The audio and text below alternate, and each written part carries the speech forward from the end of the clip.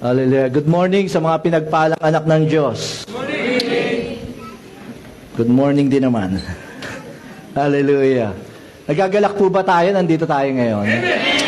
Maraming salamat po sa presensya nyo. At alam natin, ang Lord ay nagagalak dahil sa kabila ng pwede naman tayong nasa ibang lugar, pwede naman tayong magdesisyon na hindi tayo dumalo or gumawa tayo ng ibang bagay. Mas priority natin na nandito tayo sa presence ng Panginoon. And that is good, and that is a good decision sa ating parte. Alam nyo, actually, hindi naman po ako talaga naka-schedule mag-preach today. Pero dahil may nag-request po at maging yung dapat i-share, then alam ko po as kalooban ng Lord to. Kaya last Sunday nung nag-share po si Pastor Hoben, blessed na blessed ako kasi meron akong revelation the same nung sineshare niya. At gusto kong ituloy po 'yon. No? At wag po kayong mawawala sa mga susunod na mga linggo, ididikdik natin po yung shiner ni Pastor Hoben na patungkol sa pagiging connected natin sa Panginoon. Ano ba talaga yung nangyari sa buhay natin nung nagkaroon tayo ng tamang relasyon sa Diyos, nung na-born again tayo, nung naging new creation tayo. Matindi po yung mga revelation, matindi yung mga kapahayagan. Napaka-limited ng kaunawaan po natin patungkol dyan. Pero habang dinemeditate ko po yan, grabe pala yung nangyari talaga. Parang sa mga susunod,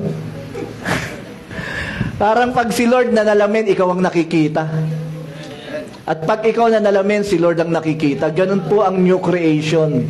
Pero sa mga darating na linggo, pero before that, gusto kong i-share muna sa inyo, paano po tayo nakapasok dun sa ganung sitwasyon, no, na naging bagong nilalang tayo. So ang topic po natin, pakilagay nga natin, born again.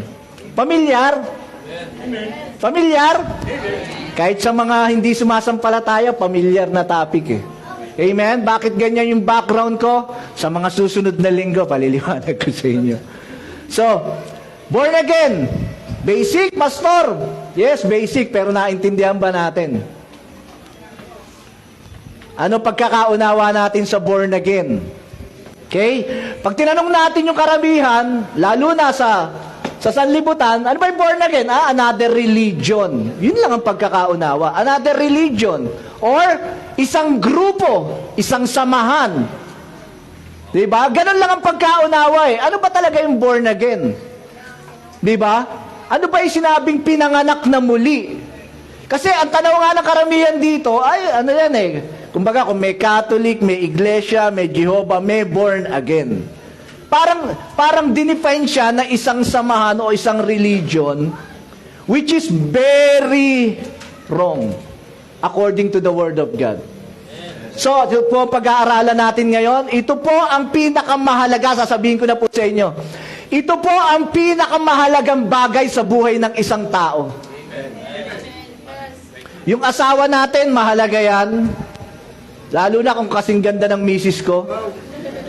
Mahalaga yung pamilya natin, yes. Trabaho, mahalaga. Mahalaga yung pag-aaral, yes. Pero pag naintindihan po natin yung sinabi ng Panginoong Jesus, marirealize natin, ito yung pinakamahalagang bagay sa buhay ng isang tao. Pag sinabing pinakamahalaga, nasa top, nasa pinakamataas na dapat pinaprioritize ng isang tao o maranasan ng isang tao. So, saan ba natin makikita yan? Sa John chapter 3, verse 1 to 7, basahin po muna natin to. Hallelujah. There was a man of the Pharisees named Nicodemus. Pag sinabing Pariseyo po, sila po yung nagtuturo ng mga kautusan noong unang panahon. A ruler of the Jews. Hindi po siya ordinaryong Hudyo. A ruler. Panukat. O yung tagapanguna po. No? This man came to Jesus by night and said to him, Rabbi, yung sinabing Rabbi, guro, teacher. Sabi niya kay Jesus, Teacher, we know that you are a teacher come from God. For no one can do these signs that you do unless God is with him. Isang gabi, pumunta tong si Nicodemus, sinik pumunta kay Jesus Christ isang gabi, sabi niya, Guro, alam ko ikaw ay gurong mula sa Diyos dahil yung mga ginagawa mo, walang makakagawa niyan eh. So, alam niya yung mga miracles na ginagawa ni Jesus. Pero, alam niyo yung mga Pharisees, karamihan sa kanila hindi naniniwala kay Jesus. Kasi ang pananiniwalaan nila, yung religion nila, which is the Judaism. Pero tingnan nyo, gabi siya nagpunta. Bakit gabi? Ayaw niyang makita siya ng mga kasama niya. Na pumunta siya kay Jesus. Next verse. Jesus answered and said to him, ano sabi niya kay Nicodemus? Most assuredly, sigurado tong sinasabi ko sa iyo, unless one is born again, he cannot see the kingdom of God. May tanong ba si Nicodemus? Wala naman eh. Sabi niya lang, alam ko, ikaw ay gurong mula sa Diyos kasi yung mga ginagawa mo, walang makagagawa niya kundi siya galing sa Diyos eh. Ano sabi ng Panginoong Hesus? Maliban, sinisiguro ko sa iyo, maliban, o yung word na unless, maliban na ang tao ipanganak na muli, hindi niya makikita ang kaharian ng Diyos. Sabihin niya natin, unless. Sa Tagalog, maliban. Next verse. Nicodemus said to him, how can a man be born when he is old? Tama nga naman. Diba? Paano ipanganganak ang isang tao kung siya'y matanda na? Can he enter a second time into his mother's womb and be born? Na-confuse si Nicodemus sa sinabi ng Panginoong Hesus. Sabi niya, paano kung matanda na isang tao? Papasok pa uli ba siya sa sinapupunan ng nanay niya? Then lalabas uli para ma-born again siya? Kasi ipanganak na muli eh. Hindi niya naintindihan. Kahit tayo before, hindi naman natin naintindihan, paano ba yung born again? Paano ba yun? Pag sinabing panganak na muli, paano ba yun? Diba, ang alam kasi natin kapanganakan, natural. Yung lumabas tayo sa sinapupunan ng ating magulang. Yun lang ang alam natin kapanganakan eh. So, ganun din yung understanding niya, ganun pa, papasok uli, ipanganganak uli, ganun ba yun? Pero ang matindi kasi dito yung sinabi ng Panginoong Hesus eh. Tuloy natin. Sige.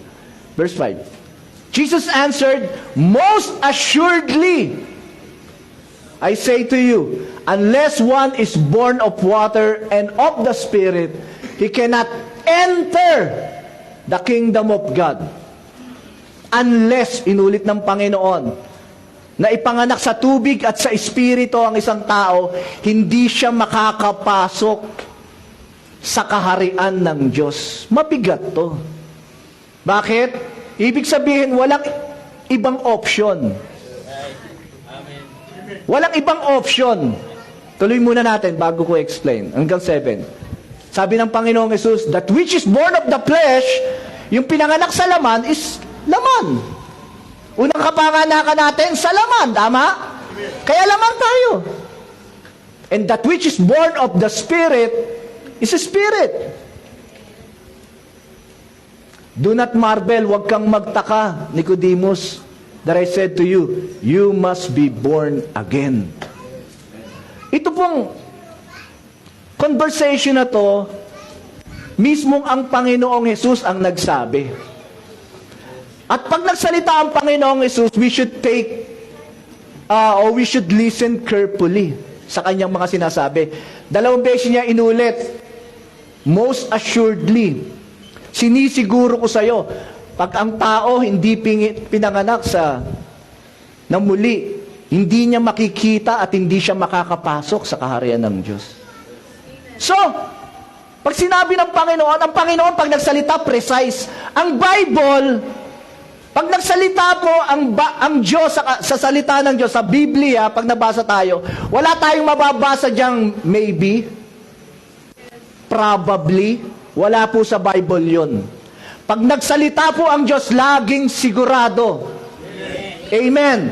Kamukha dito sa instance na to, sinabi niya, unless one is born again, he cannot enter or he cannot see the kingdom of God. So, sigurado po yun. Walang ibang option para makapasok ang tao sa kaharian ng Diyos. Pwede ba tayong maglagay ng option? Kasi maraming tao naglalagay ng option. Pag tinanong mo, tingin mo, pag nawala ka sa mundong ito, papasok ka ba sa kaharian ng Diyos? Siguro, mabuting tao ako eh. O, di naglagay na ng option na sa kabutihan ng tao, papasok siya sa kaharian ng Diyos. Ang Panginoon, wala eh. Di ba? Hindi siya naglagay ng option eh. Sabi niya lang, eto lang ang paraan para makapasok at makita ng tao ang kaharian ng Diyos. Kailangan niyang ipanganak na muli. So, hallelujah. Yung word na unless implies it is non-negotiable. Unless. So, non-negotiable. Yun na yun. Walang ibang other option. Unless a man be born again. Hindi talaga. Tanong muna, sino ang mga tao? Kaway-kaway mga tao. So, ang kinakausap ng Panginoon tayo. Kasi man eh. Unless a man be born again, hindi natin makikita at hindi tayo makakapasok sa kaharian ng Diyos. So, hindi negotiable to. Hindi natin pwedeng sabihin, baka pwedeng sa pagiging mabait ko, Lord. Lord, baka pwede naman sa pagiging matulungin ko, pumasok ako sa kaharian mo. Eh, mawawala yung unless.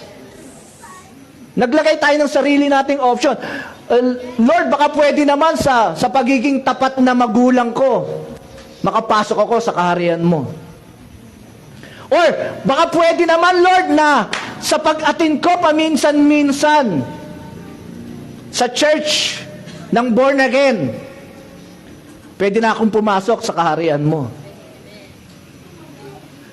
Engineer, nung pumunta ka ba sa McDonald's, naging Big Mac ka? So, hindi porkit uma-attend tayo, is automatically born again tayo. Walang taong pumunta sa garahe na naging kotse. Wala nun. So, itong pagiging born again is an experience. Amen. Na kailangan ma-experience ng tao para pumasok siya sa kaharian ng Diyos. Hindi ba pwedeng, na lang, yung sa pagiging relihiyoso ko, pumasok ako sa kaharian ng Diyos. Eh, hindi na born again yun. Tinanggal na natin, naglagay na tayo ng ibang option. Eh, sabi ng Panginoon, unless eh. Maliban na ipanganak ka, hindi, baka pwede, mabait na lang ako. Maliban na ipanganak ka na muli. Hindi, baka pwedeng, maging deboto na lang ako. Sabi ng Panginoon, malibang ipanganak ka na muli, hindi ka papasok sa kaharian ng Diyos. So, eto lang yung nag-iisang daan. Hello, tulad ng sinabi ng Panginoong Hesus sa John 14:6, ako yung daan, katotohanan, buhay. Walang makaparuroon sa Ama kundi sa pamamagitan ko. Walang option eh. Amen? Sinabi niya, I am the way, I am the truth, I am the life. Hindi niya naman sinabi, umanib kayo sa relihiyon na to, yan yung daan. Maging deboto kayo ng relihiyon na to, ito yung katotohanan. Hindi, sinabi niya, I am. Amen. Gusto mong nasa tamang daan ka, dapat may relasyon ka sa Panginoong Hesus. Amen. Hindi lang yung kilala mo siya sa pangalan. Yes. I am the truth, sabi niya. Hindi niya naman sinabing, umanib ka sa relihiyon na to, yan ang katotohanan. Hindi, sabi niya, I am the truth. Yes. At ako rin yung buhay. Amen. Maliban na nasa atin ang Panginoong Hesus, wala tayong buhay. Amen. Yan ang reality. Hindi, pastor, buhay tayo eh. Kahit nga yung mga hindi naniniwala, mga antichrist nga eh. Mga nabubuhay eh. Superficial life yun, natural. Ang binabanggit na buhay ng Panginoong Hesus yung spiritual. Bakit? Yun ang eternal eh. Amen. Amen? Dito sa mundong ito, nawawala tayo rito. Mamaya dadaanan po natin yan. So walang ibang option. Kailangan natin si Jesus. Ngayon, balik tayo. Ano ba yung born again? Bakit ba nagsalita ang Panginoon ng parang mahiwaga na kailangan ang tao ipanganak na muli? Bakit yun lang ang option, wala nang iba? Bakit yun lang ang paraan para makapasok ang tao sa karya ng Diyos? So yun ang pag-aaralan po natin. Let's go back from the very beginning. From the very beginning, create ng Diyos ang tao. Sino yung unang tao? Si James? Sino yung unang tao? Si Adan, di ba? Create. Ano ang description sa kanya ng Diyos? He was created in the image and likeness of God. Genesis 1:27, lagay muna natin para makita ng lahat.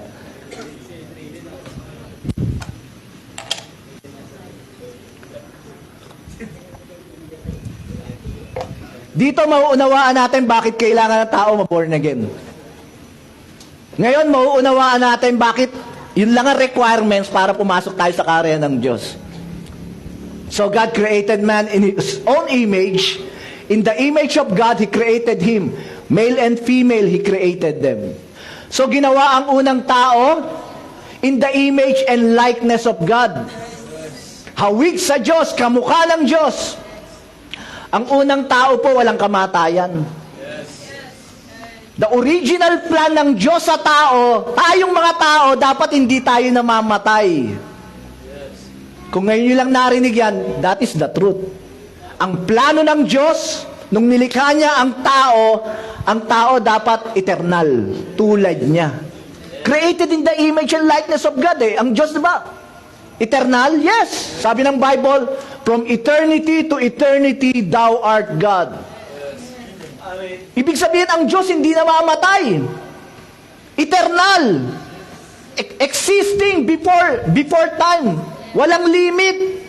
Amen? So, nung create ang tao, kawangis ng Diyos, eternal. Yes? Amen ba? Puno ng kapangyarihan.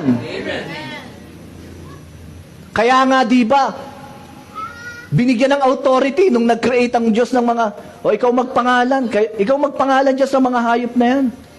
So lahat ng hayop, pinangalanan ni Adan. Nakita niya yung mahaba leeg, di ba, aso ka. Di ba? So, bakit? The same authority na meron ng Diyos eh. Same power. Same life. Kung ano yung buhay ng Diyos, pansinin nyo, paano create ang tao? Inan nyo mula sa alabok, pero ganun lang yun. Walang buhay yun. Unless nung hiningahan ng Diyos. Saka lang siya nabuhay. Ano yung hiningahan ng Diyos? Yun yung buhay niya na inimpart niya sa tao. So, same life. Same power. Eternal. Yan po ang original na pagkaka-create ng Diyos sa tao. Pag ang Diyos na nalamin, si Adan ang nakikita niya. Image and likeness of God. Hello? Kaya ang tawag ng Bible kay Adan, anak ng Diyos. Ibig sabihin, sabi nga ni Pastor Ben, connected. In union with God. Hindi mo makikita difference nila, iisa sila. As a branch and as a vine. Iisa. United sa Diyos. Iisang buhay meron. Sa mga susunod na linggo, didiinan po natin yan. Matindi po yan. Hallelujah. So, eternal, complete. Amen. Kaya yung mga na kay Kristo, di ba? Laging binabanggit ni Sister Sheila, we are complete in Christ. Bakit na kompleto tayo? Mamaya. Kasi from the very beginning, ang tao complete. Nung hindi pa nagkakasala. Perfect ang tao. Naniniwala kayo, perfect ang tao? Before. Nung hindi pa nagkakasala, perfect po ang tao. Kung ang Diyos perfect, ang tao perfect. Yung create niya, perfect. Kawangis niya. Eternal, yes. Complete, yes. May buhay ng Diyos, yes. Pero alam natin yung istorya, nadaya eh. Kumagat ng ano? Magat ng apple eh. Kita niyo yung apple na mga gadget may kagat? So kumagat siya dun sa bunga ng pagkaunawa, hindi po apple yun bunga ng pagkaunawa, the tree of knowledge of good and evil, yung bunga po nun, yun yung kinagat ng tao, pumasok. Ang word ng Lord, pwede nyo kainin lahat, wag lang dun sa nag-iisang bunga na yon. On the moment, on the day you eat of it, you shall surely die. Mamamatay kayo. Pagkagat ni Eva, binigyan si Adan, di ba? Parang gusto mo sabihin, yung mga Eva talaga, no? Unang kumakagat, no? Pagkagat ni Eva. Ang problema si Adan kasi, tahimik lang na nakikipag-usap si Eva sa ahas, Si Eva lang ang daldal ng daldal, Pagkagat ni Eva, binigay kay Adan, kumagat si Adan, nagkasala ang tao. Namatay ba sila? Sabi ng Lord, from that very day, nakainin yan, yung bunga na yan, you will surely die. Pero hindi naman on that day namatay sila physically. Bakit? Umabot pa nga ng 900 years ang buhay ni Adan Pero may namatay sa kanila on that day. Ano yun? Yung spiritual nila, yung connection nila sa Diyos, yung pagiging hawig ng Diyos sa kanila, yung buhay ng Diyos na nasa kanila. Yung relasyon ni Eva sa tatay niya sa langit, na-break lahat yun. Nawala lahat yun. Yung buhay ng Diyos nawala. On that very moment na pumasok ang kasalanan. Ganong kabigat. Amen ba? Sa Romans 5:12, tignan nyo nangyari. Therefore, just as through one man sin, through one man, sino yung one man? Si Adan. Just through one man, sin entered the world. Paano pumasok ang kasalanan sa sanlibutan? Dahil dun sa unang tao. Hello? Nung nagkasala yung unang tao, lahat ng ipinanganganak na tao sa mundo ngayon, makasalanan. Pumasok na yung kasalanan Kaya sabi ni David, in sin do my mother conceive me. Pinaglilihi pa lang ako, alam niya, pinaglilihi siya sa kasalanan. Ang tao, kaya naging makasalanan, hindi dahil nagkasala siya. Tandaan niyo to. Hindi mo masasabing ang tao kaya makasalanan kasi nakagawa siya ng kasalanan. No! Kaya naging makasalanan ng tao, pinanganak siya sa mundo. That is simple. Ang sino man pinanganganak sa mundo, pinanganganak ng makasalanan. Bakit? Hindi dahil sa kasalanang nagawa natin, kundi doon sa kasalanang nagawa nung ninuno nating si Adan. Sino naniniwala lahat tayo galing kay Adan?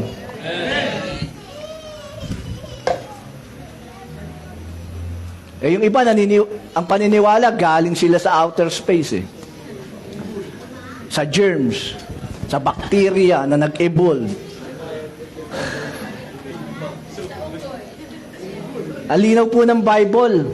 Minsan nanonood ako sa YouTube, Sa US to, ini-interview yung mga nasa kalsada. Naniniwala ka sa evolution o sa creation? Pambihira, mas marami naniniwala sa evolution sa US, Kala mo matatalino tao. Maganda buhay. Pero tignan niyo po, deceive Mas naniniwala pa doon sa evolution na ang tao naggaling sa bacteria na nag-evolve na because of the Big Bang. Di po totoo Big Bang. Hello? Ang totoo creation.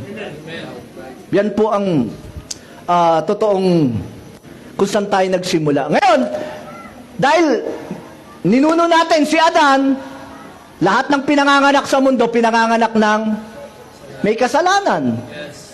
Doon nga pumasok yung kasalanan daw sa mundo dahil sa ninuno nating si Adan. So, lahat ng pinanganganak po, pinanganganak ng may kasalanan. Pwede pa tayo maiwalay doon sa kasalanan na yun pag pinanganak tayo? Hindi. Nasa DNA natin yun eh.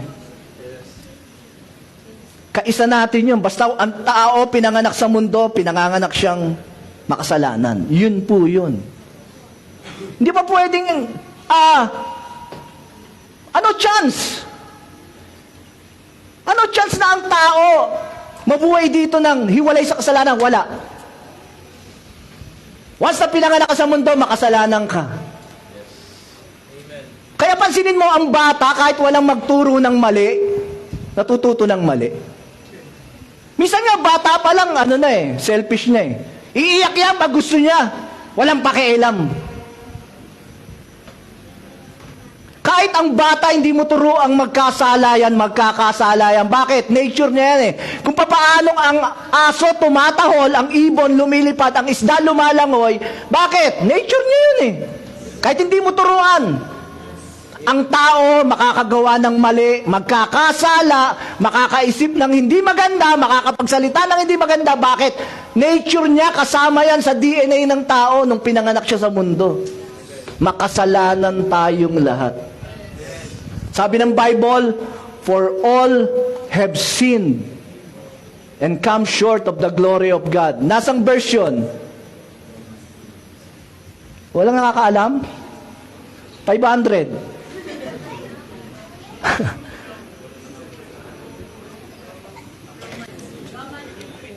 Lagay nga natin, Mr. Jacel.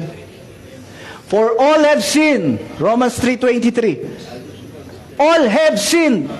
Pag sinabing all, kasama ka ba rito? Yes.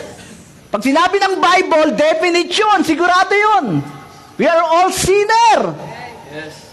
And we fall short of the glory of God. Di tayo nakaabot sa kaluwalhatian ng Diyos. So, ini-establish ko lang po yung fact na ang tao, sinner. Yes. Lahat ng tao pinanganak sa mundo, pinanganak ng may kasalanan. Amen po ba? Amen. Whether we like it or not, whether we believe it or not, we are born in sin. We are all sinner. Amen? Sa Romans 7:14-17, Romans 7:14-17, this is a word of God, hindi word ni Pastor John to. Sabi ni Paul, ni Apostle Paul, for we know that the law is spiritual, but I am carnal sold under sin. Pinagbili ko sa kasalanan. Alam ni Paul, nung pinanganak siya, he's under sin. We are all under sin. Pinagbili tayo sa kasalanan. Ang kasalanan ang may-ari sa atin. We are slave to sin. Alam niyo ba yung word na slave sa Bible? Pag sinabing slave, pag-aari ka. Sa Bible times, ang slave, pag-aari ng amo. Pag sinabing slave tayo ng kasalanan, pag-aari tayo ng kasalanan. Kaya pansinin mo, kahit ayaw mo magkasala, nagkakasala ka. Bakit? Kontrolado ka Ito yung kasalanan, kahit ayaw mong pumunta dyan, kaya kanyang kontrolin, kaya niya dalhin kung saan niya gusto. Bakit? Pag-aari ka niya Tuloy natin yung verse. For what I am doing, I do not understand. Hindi ko maintindihan yung ginagawa ko. For what I will to do, kung ano yung gusto kong gawin, that I do not practice. Hindi ko magawa. Gusto kong bumait, magawa. Biblical, Yung gusto kong gawin, hindi ko magawa. Hindi ko maintindihan, sabi ni Paul. But what I hate, that I do. Yung kinasusuklaman ko, yun ang nagagawa ko. Ngayon, bakit? Bakit ganon? Verse 16. If then I do what I will not to do, kung nagagawa ko yung ayaw kong gawin, I agree with the Lord that it is good. Next verse. But now it is no longer I who do it, but sin that dwells in me. Gusto kong gumawa ng kabutihan, hindi ko magawa. Kung ano yung kinasusuklaman kong kasamaan, yun ang nagagawa ko. Hindi ko maintindihan ang sarili ko. Yung pagdidesire ng mabuti, nandun naman sa akin Pero hindi ko lang magawa yung dinidesire kong mabuti.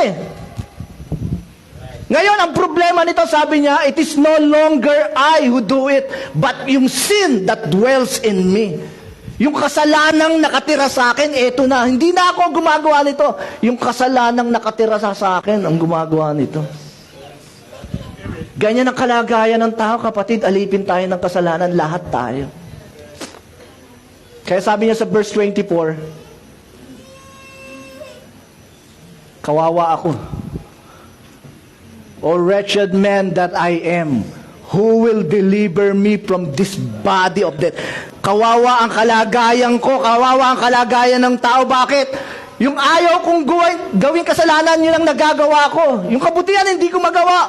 Alipin ako, kawawa ako. Sino magdi-deliver sa akin sa kalagayan kong ito?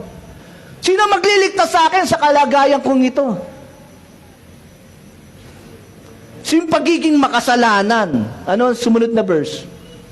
I thank God through Jesus Christ our Lord. Amen? Palakpakan natin si Lord. Sino magdi-deliver sa akin? Na-realize ni Paul, thank God. Salamat sa anak niyang si Jesus Christ. He is our only hope. Amen ba, mga anak ng Diyos? So, how can a man save himself? Paano maliligtas ng tao o malilinis ng tao o sarili niya? From his very DNA, makasalanan siya. Lahat ng gagawin niya may bahid ng kasalanan. Pasasabihin natin, maliligtas tayo dahil mabuting tao tayo. Maging yung kabutihan ng tao may bahid ng kasalanan. Do we realize that? Kasi ang paniniwala ng ibang tao, basta ako naging mabuting tao, alam mo ba na yung ginawa mong kabutihan, may bahid din ng kasalanan? So, walang tao na kayang iligtas ang sarili niya sa paggawa ng mabuti. Sorry. That is the truth. Huwag tayong maglagay ng other option sa tinuldukan ng Diyos. Ang tao kailangan ipanganak na muli. Period. Huwag tayong maglagay ng other option na, hindi, mabuting tao naman ako, naging matulungin ako, wala akong inargabyadong tao. Mabuti ko sa pamilya ko, matulungin ako maging sa mga kapitbahay, relihiyoso kong tao, mabait ako, deboto ko. Huwag tayong maglagay ng other option, kapatid. How can a man be saved or clean by his own work or by his own act when he has the very nature of sin in himself? Wala eh. Paano mo malilinis sarili mo eh? Anong panggagamit mong panlinis? Yung hindi mo naman pwedeng sabunin, di ba? Di ba? Yung gagawin mong, alam niyo ba sabi ng word na Isaiah, na yung kabutihan ng tao basahan sa harap ng Diyos? Maging yung kabutihan ng tao basahan sa harap ng Diyos. Bakit? Ngayon naintindihan kasi natin. Kasi meron nga tayong nature ng kasalanan. Kaya maging yung kabutihan ginagawa ng tao basahan yan. May bahid pa rin yan ng kasalanan. Amen. So walang chance na ang tao maligtas sa sarili niya. Yes. Hello? Amen. May flaws pa rin. Kahit gaano kabuti, kahit gaano kaganda yung ginagawa ng tao, flawed pa rin. So, we need a Savior. Amen. We need someone beyond ourselves. Kailangan natin ng tagapagligtas na yung beyond sa atin, hindi yung sa sarili natin. Here comes the Lord Jesus Christ. Dito pumapasok ang Panginoong Yesus. Sabi ng Philippians chapter 2 verse 5 to 7, etong Diyos nagkatawang tao. Let this mind be in you which was also in Christ Jesus. Next. Who being in the form of God, God siya.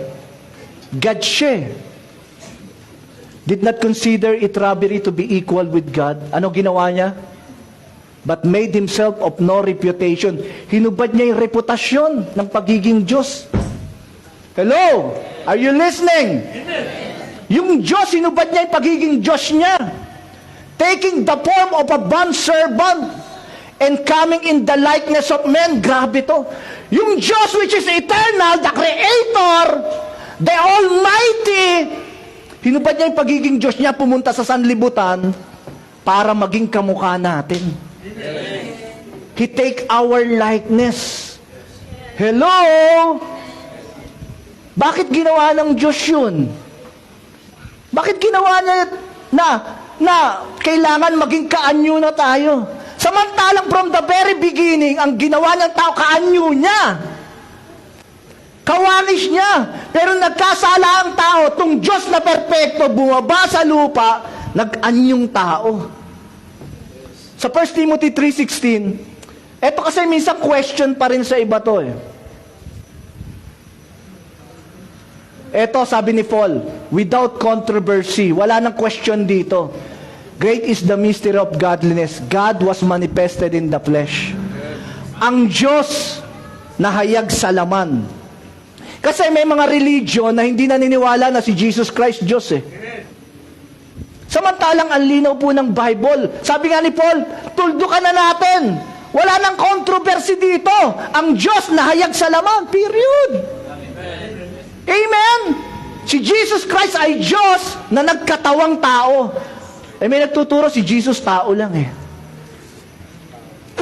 Kung tao lang si Jesus, hindi niya tayo maliligtas. Kasi ikaw tao ka rin, di ikaw na lang magligtas sa sarili mo. Parehas lang pala kayo eh. Iba yun. Diyos yun. Hinubad yung pagiging Diyos. Bakit? Hindi kayang iligtas ng tao sarili niya.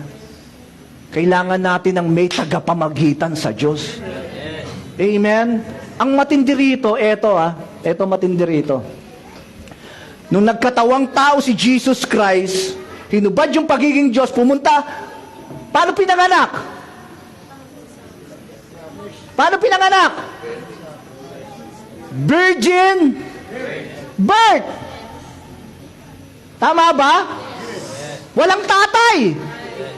Bakit virgin birth? Para wala siyang DNA ng kasalanan. Kasi kung magkakaroon siya ng kasalanan, hindi niya matutubos ang tao. Parehas niya lang eh.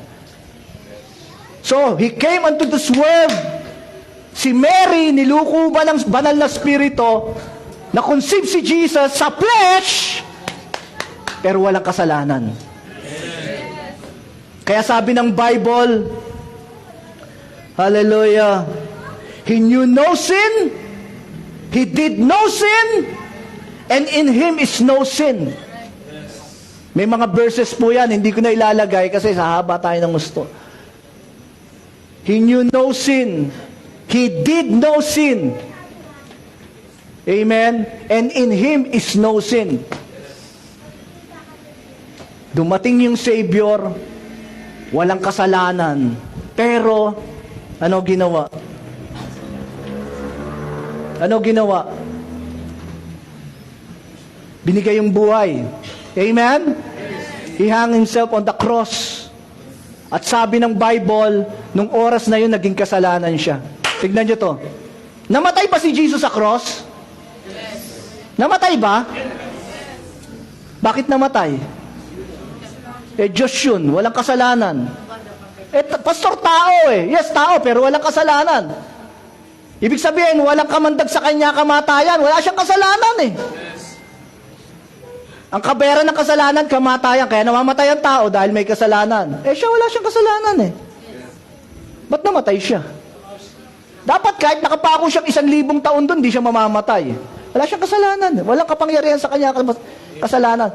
Pero namatay. Bakit namatay? Simple lang. Kasi nung oras na yun, yung kasalanan ko at kasalanan mo, kinuha ng Panginoon.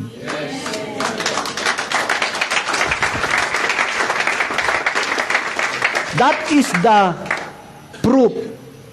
Yung death niya sa cross is a proof na dinala niya yung kasalanan ng buong sanlibutan. At tinapos niya yun sa krus. Amen? Bayad na kasalanan mo. Yung kasalanan ng tao na nagpapahirap sa kanya, yung umalipin sa kanya, binayaran ng Panginoon sa krus. wala kang utang sa kasalanan. Amen? Isa lang gagawin mo, maniwala dun sa nagbayad. Yun lang ang gagawin mo. Amen po ba? So, sabi ng 1 Timothy 2:5,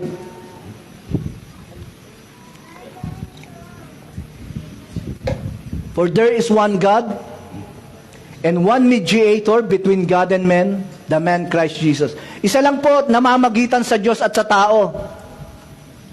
Hindi si Saint ganito, hindi yung mother ni Jesus. Sorry, hindi yan pwedeng mamagitan. Tao yan eh. Isa lang daw ang namamagitan sa Diyos at sa tao. Isa lang ang pwedeng mag-connect ng tao sa Diyos at ng Diyos sa tao. Sino? The man Christ Jesus. Siya lang ang pwede. Bakit? He is both God and man. So kung tayo nagdadasal pa tayo kila Saint ganito, sorry. That's vanity. Walang kabuluhan. According to the Bible. Vanity. Sorry, pero that is the truth. Isa lang po ang tagapagitan, si Jesus Christ lang po. Amen po ba? Sa Acts 4:12,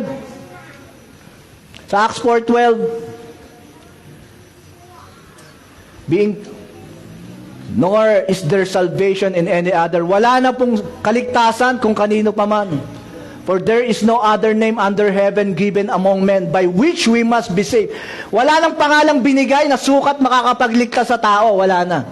Sino yun? Sino na lang? Jesus lang. Pag sinabing wala, wala na.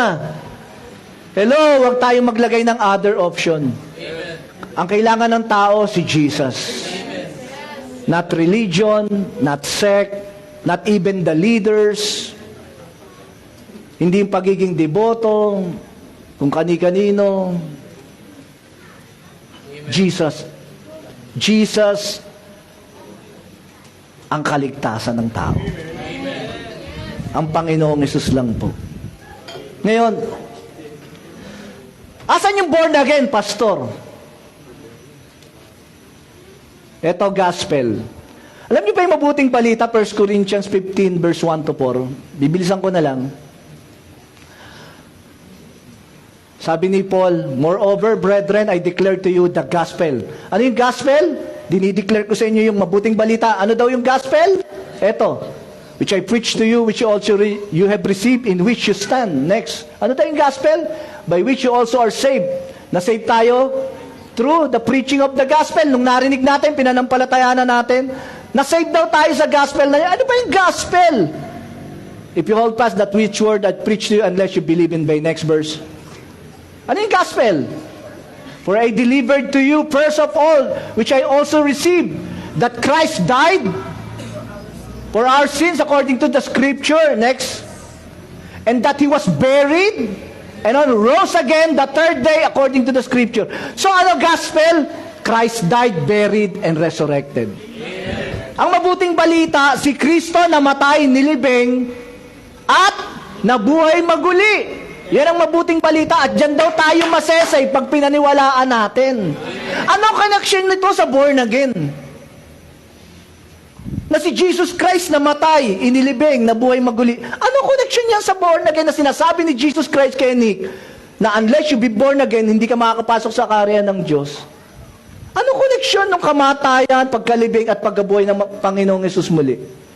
Eto, sa Romans 6, verse 1, basahin natin tuloy-tuloy hanggang 14. Pero paliliwanag ko, pasensya na po kayo kung marami tayong binubuksang mga verses. Kailangan na i-establish yung faith natin sa sinabi ng Diyos, hindi sa sinabi ng pastor. Dapat yung sa sinabi ng Diyos. Kung sinabi ng Diyos na pag sumampalataya ka, ligtas ka, dapat yun ang pinangahawakan mo. Hindi dahil preach ni pastor, kundi dahil nakita mo, sinabi talaga ng Diyos. Amen? What shall we say then? Shall we continue in sin that grace may abound? Magpapatuloy pa ba tayo sa kasalanan para lumaganap ang grace ng Diyos? Certainly not. How shall we that who died to sin live any longer in it? Paano pa tayo magpapatuloy sa kasalanan kung namatay na tayo sa kasalanan? Paano nangyari yun? Sabi kanina, alipin ang tao ng kasalanan. Pinanganak siyang makasalanan. Iisa na yung kasalanan at siya, iisa. Paano mangyari? Namatay tayo sa kasalanan. Ano sabi? Do you not know? Hindi mo ba alam? Tanong mo sa katabi mo, hindi mo ba alam?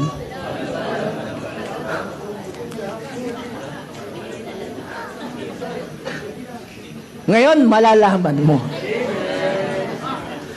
Sabi ni Paul, do you not know that as many as of us as were baptized into Christ Jesus were baptized into His death? Hindi mo ba alam na nung binautismohan ka sa Panginoong Yesus, binautismohan ka sa Kanyang kamatayan? Ano yung pastor? Paliliwanag ko. Next verse. Therefore, we were buried with Him through baptism. Buried with Him. Pag sinabing with, kasama. Through baptism into death. That just as Christ was raised from the dead by the glory of the Father, even so we should walk in the newness of life. Ito, truth. Ganito po yan, paliliwanag ko.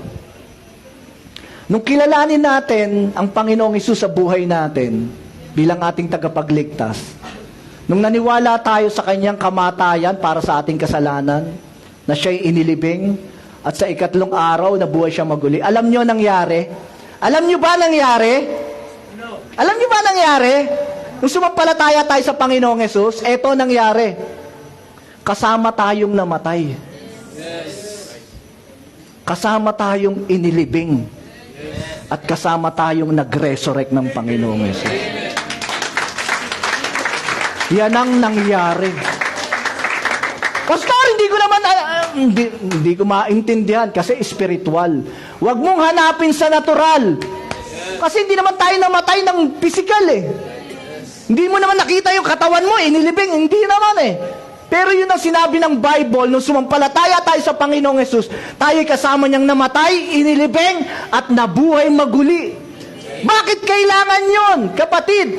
Para yung kumukontrol sa ating kasalanan, mamatay.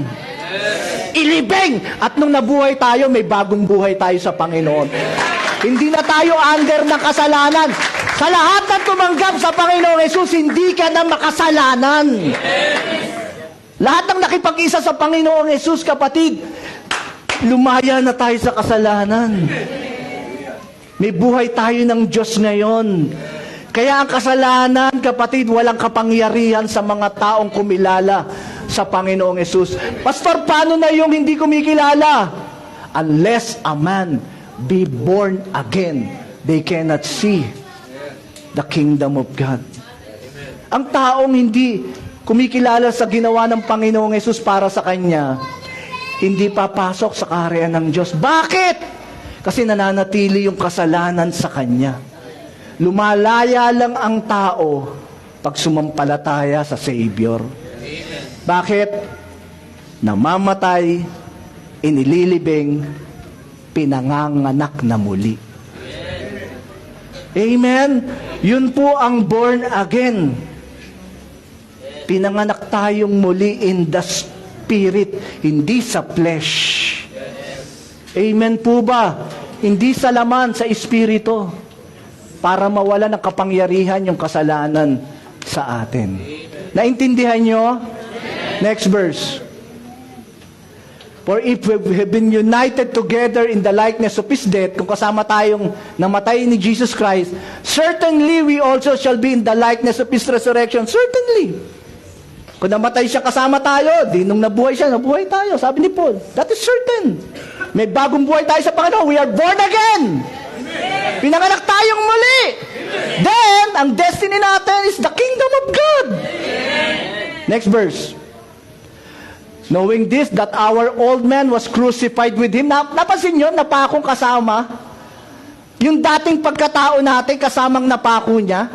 Crucified with Him. Para ano? Para ano? Bakit pinakong kasama?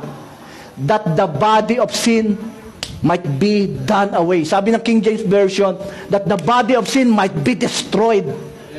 Yung kasalanang umaalipin sa tao.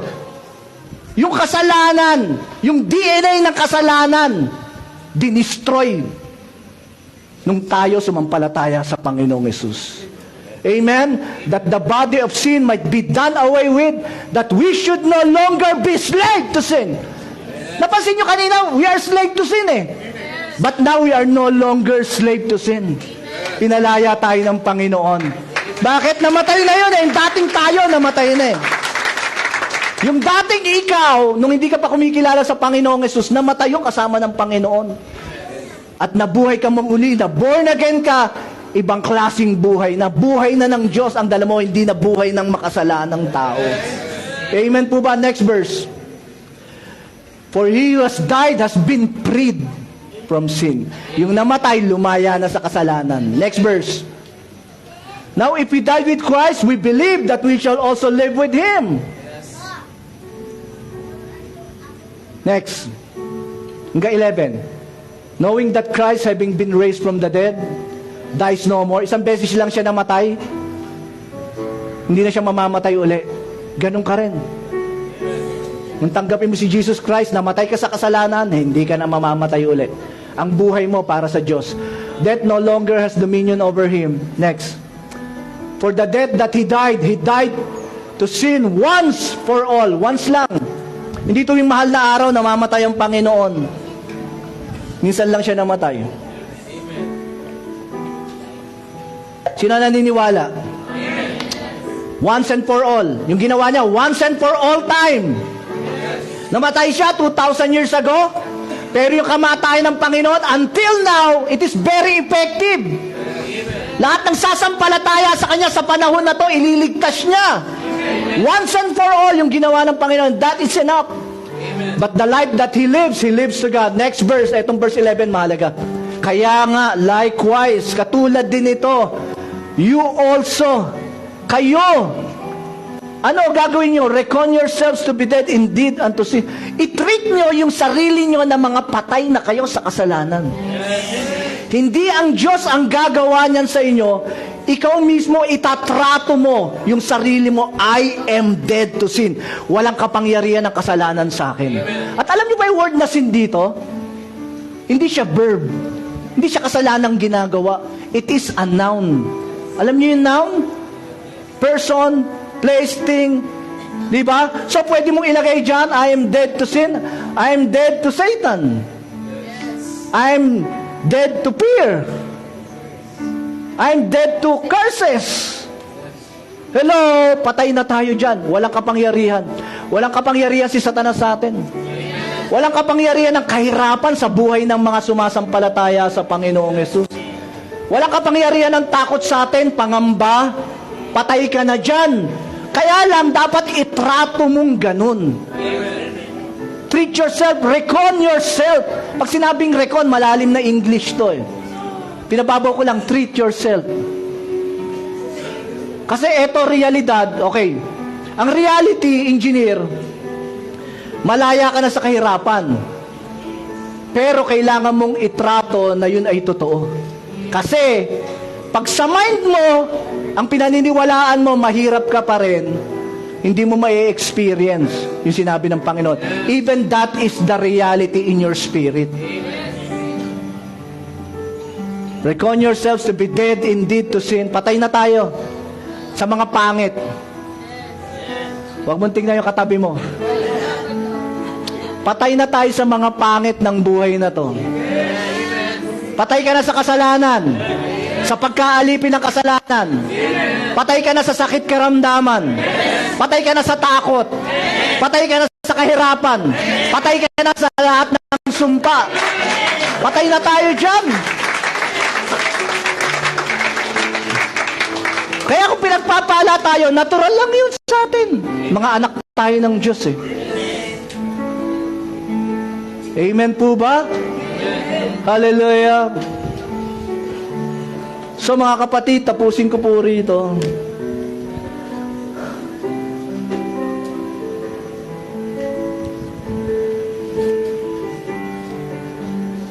Hallelujah.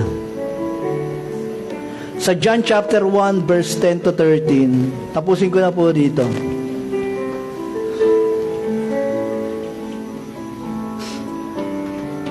Si Jesus Christ, pumunta sa sanlibutan. Yung sanlibutan, ginawa niya. Parang ganito eh. Ginawa niya yung earth, yung mga tao, then pumunta siya. He was in the world and the world was made through Him. Ang nakakalungkot, the world did not know Him. Yung Creator, pagpunta dun sa mga created being, dun sa mga create niya, hindi kilala. Diba, dito nga siya minak. Dito siya hinamak, diba? Dito siya pinagtawanan, diba? Sa earth. Hindi kasi kilala ng tao, ito yung Creator. Ito yung Diyos na lumikha. Yun ang nakakalungkot. Next verse. He was in the world. He came to His own. Pumunta siya sa sarili niyang bayan, sa Israel. And His own did not receive Him. Doon nga siya pinako eh.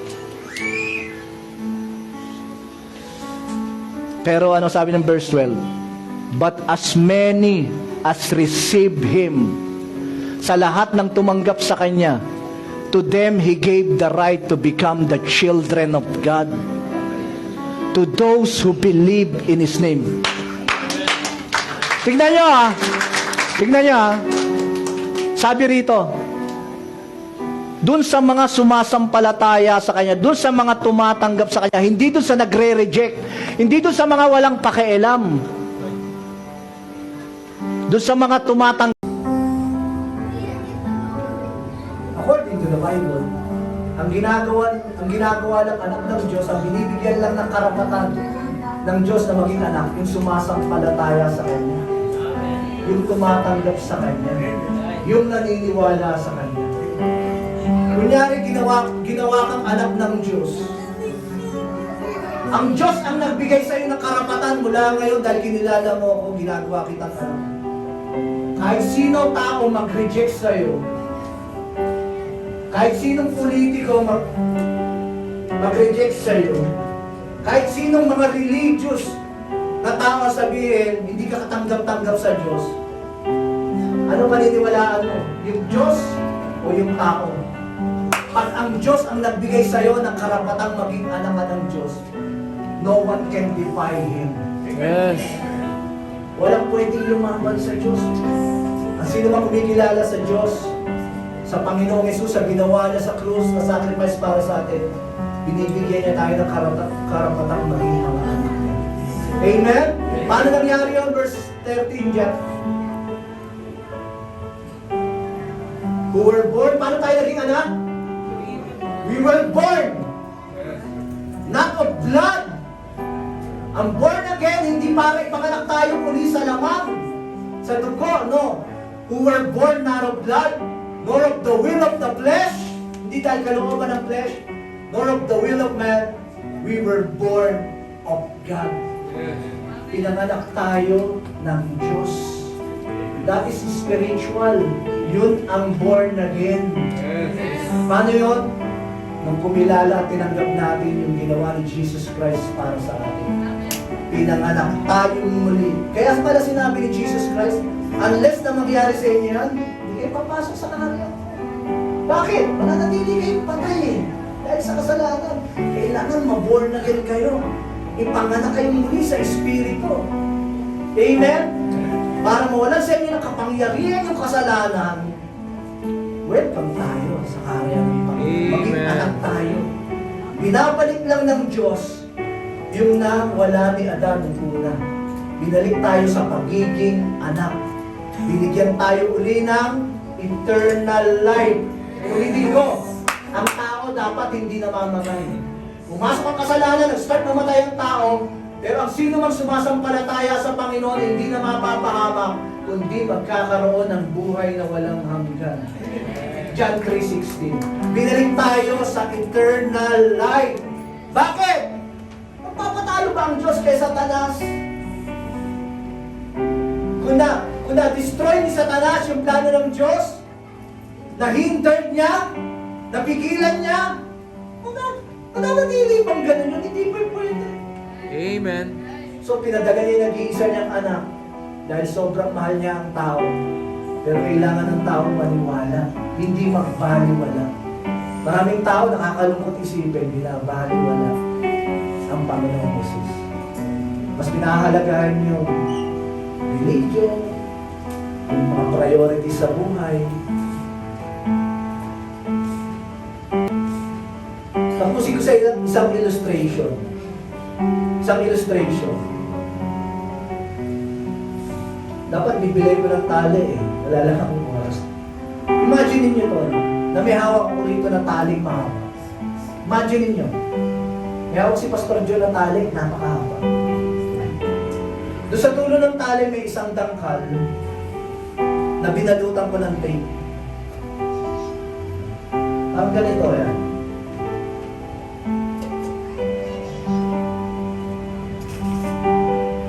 Imagine natin to. Ito yung kapraso, kasi ito sabihin na natin walang katapusan.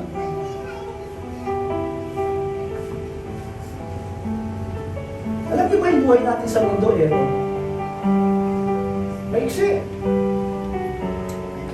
Kahit gaano ka kayo yumaman, walang masama yumaman.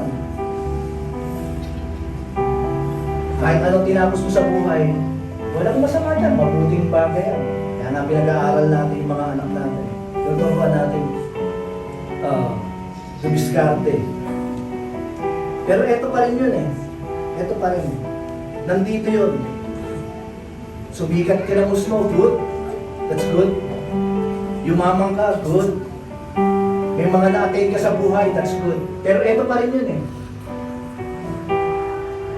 Matatapos eh. Amen? Umabot ka ng 100 taon, good. Good yun. Umaba buhay mo, good. Pero eto pa rin yun, matatapos. Tama ba? Amen. Tama ba? May kapitbahay pa kayo 150 years old, buhay pa? Wala eh. Kahit gano'ng kahaba buhay, gano'ng kalusok, natatapos ang buhay eh. Hindi ko sinabing masama na umaba buhay natin, good nga eh.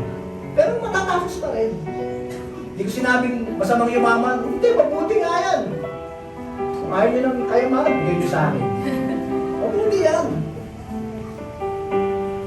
Pero ito pa rin yan eh. May natay ka sa buhay, ito pa rin eh. Hindi masama, pero matatapos. Ngayon ang inagdaan ng Diyos, ito. Ito walang katapusan. Eternal. Millions of years, 100 millions, billions of years, hindi. Actually sa heaven, hindi na pinag-uusapan ng years kasi eternal. Yes. Pero yun yung billions of years, hindi pa tapos, nag-umpisa pa lang. Eternal eh. Pero ang tao, ang buhay, dito pinokus. Pero lang. Dito lahat pinuhos. Okay? Kinalimutan ko. Naghanda dito, pero dito hindi naghanda. Pinokus lahat ng priorities dito, pero ito, kinalimutan. Hindi to plano ng Diyos sa tao, ito plano ng Diyos. Yes. Yung mabuhay tayo ng eternal. Pinag-aral natin mabuti yung mga anak natin, binigay natin yung pangangailangan nila, that's good. Pero pag hindi sila naligtas, mapapahamak sila.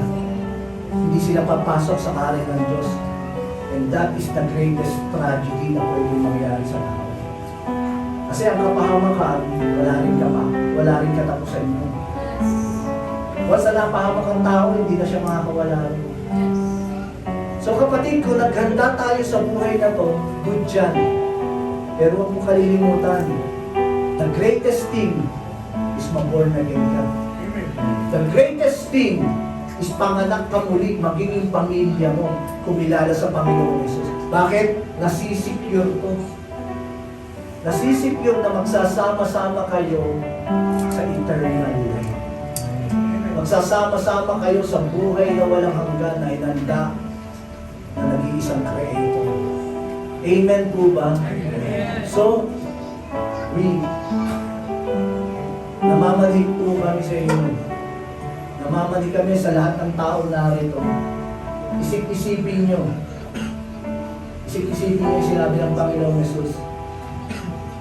Kailangan mong ipanganak ng muli. Kailangan ng bawat isa na ipanganak ng muli. Kailangan ng bawat isa na lumaya tayo sa kasalanan ng hirap sa atin, sa kasalanang binana natin. At ang tanging paraan para lumaya tayo is walang iba, kundi si Jesus Christ. Amen. Amen?